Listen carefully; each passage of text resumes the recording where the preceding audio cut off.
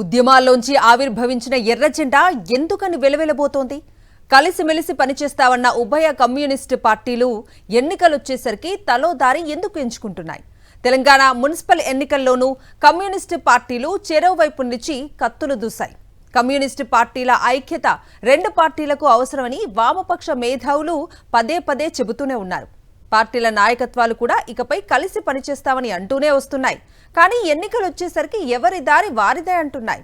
ఇలా విడివిడిగా పోటీ చేయటం వల్లనే వాటికి రావాల్సిన విజయాలు రాకుండా పోతున్నాయా? రాష్ట్ర విభజన సమయంలో సిపిఐ, సిపిఎంలు పరస్పర విరుద్ధ అభిప్రాయాలు వ్యక్తం చేశారు. గత అసెంబ్లీ ఎన్నికల్లోనూ సిపిఐ కాంగ్రెస్తో జట్టు కట్టి బరిలో దిగింది.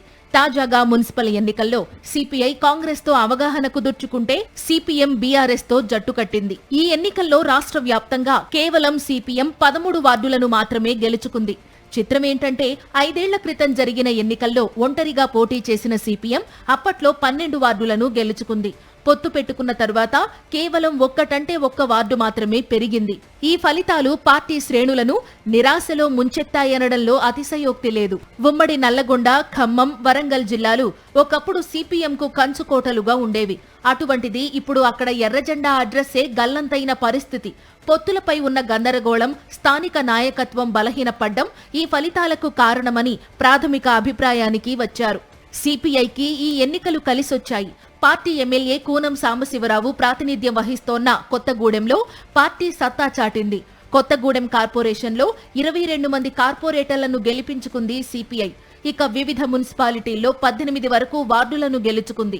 ఈ విజయాలు సిపిఐ శిబిరంలో కాస్త ఉత్సాహాన్ని నింపాయని చెప్పక తప్పదు. సిపిఐ, సిపిఎంలు కలిసి పోటీ చేసి ఉంటే దీనికన్నా మెరుగైన ఫలితాలు సాధించే అవకాశముందని వామపక్ష మేధావులు అంటున్నారు. అయితే వామపక్షాల ఐక్యత అన్న నినాదం తరచుగా వినబడుతూనే ఉంది, కానీ అది కార్యరూపం దాల్చడం లేదు.